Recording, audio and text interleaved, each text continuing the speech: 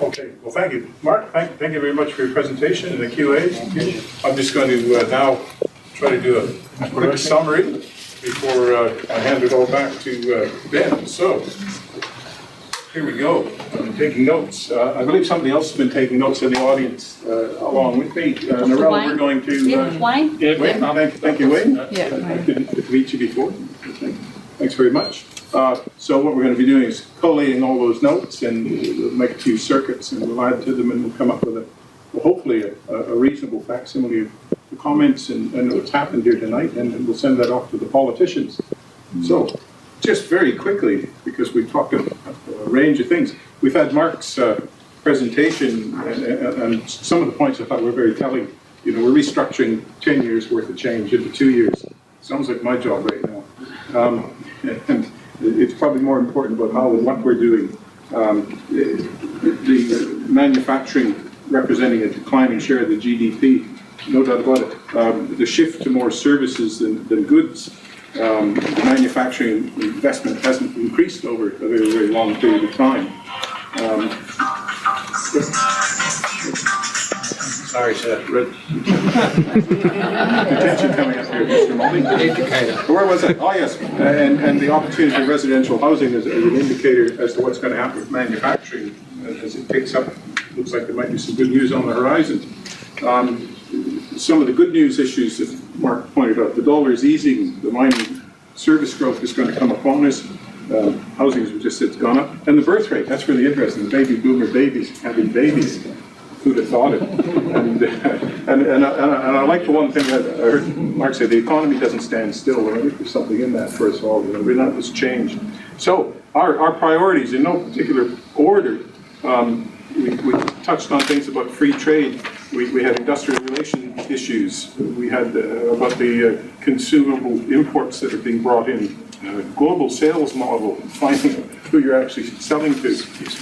Energy becomes a high priority for us. I think that was one of the key things that came across, the cost of energy. And believe me, in our organization, we pay millions of dollars in our electrical bill, and we've really gone whole hog to reduce it. And we're only reducing the gap, if you like. We've made efficiencies, but overall, our costs are still higher. So I'm not quite sure how that is for business. The availability of credit. The age of business owners is a key one. And the protection, I guess, of business on bad debts. I guess that's how I'd explain that. The transport costs, trucking only. Well, I guess when they rolled up the railways a few years back, we were all thinking that one through twice. And of course, we talked about university training and skills in general, and if people actually exist. Yes, well, this is a big thing. This is my life. Western Sydney, the cost of living, absolutely.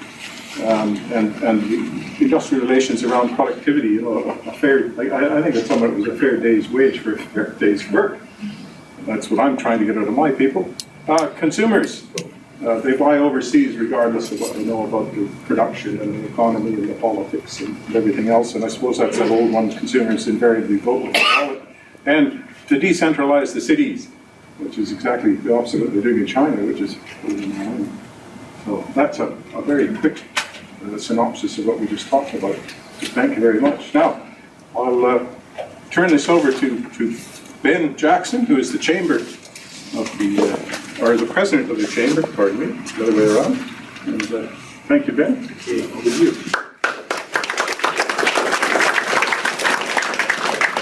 While we're putting our hands together, I'd like you to thank again Mark, our presenter, and Terry, while you're on a roll, I think unfortunately Ninos has left, but... Just where you go on, Ben. Yeah. Oh, okay. Just a small token of appreciation. Australian made, I hope. Australian. Yes, thank you. Manufactured in Australia. Absolutely. So while we're on a roll with the applause, I'd like to also acknowledge Ninos, who's unfortunately had to leave early, but also Andy Rowan, our MP, for coming along and making this a real opportunity. I suppose at the end of tonight, my role is to be a little bit parochial And so I'm going to probably misquote a number. I believe over the 4 years between 2007 and 2011, the Western Sydney Manufacturing District lost only 400 jobs. Okay. Between 06 and 11, the census years, the manufacturing industry in Smithfield Wetherill Park Industrial Estate only lost 400 jobs. So from the perspective of the Chamber, whose area that is, I mean, I think that's a really awesome effort on behalf of manufacturers in the local areas. I mean, you really need to pat yourselves on the back on that one. I think that's quite impressive. We're showing everyone else how it should be done, so that's great. And whilst I'm being parochial, I think at this point in time it's probably good to point out that the Chamber is obviously a great place for breadth of opinion and depth of opinion. We've had a lot of people talk about manufacturing tonight from a point of expertise. You know, they're in the industry, they're seeing the problems, they're seeing the issues, and they've brought that out tonight, and that's been fantastic. But also there's a number of service providers and suppliers to these manufacturing organisations that are also a part of the Chamber. And so it's a great opportunity not just to meet organisations that are within your own industry, but also to meet organisations from outside your industry that you know that you might find benefit in partnerships, supplier agreements, all sorts of relationships that can bring two businesses together for mutual benefit. So whilst I'm being parochial, I would recommend that those people who are currently not members of the Chamber see Narelle and sign up immediately. And for those members that certainly already are members of the Chamber, quickly go and see Narelle and renew your membership immediately. So two good reasons to go and speak to Narelle. But tonight has been a really successful night from the Chamber's perspective. Look at all of us here, we're all sharing opinions, and we're going to make sure that those opinions get forward to the right people to drive change for our local area and our local businesses. So as a president, although Narelle's obviously going to be doing most of the work, I'm really proud to be a part of that process tonight. I think that's really very ambitious. In that, I think we need to obviously...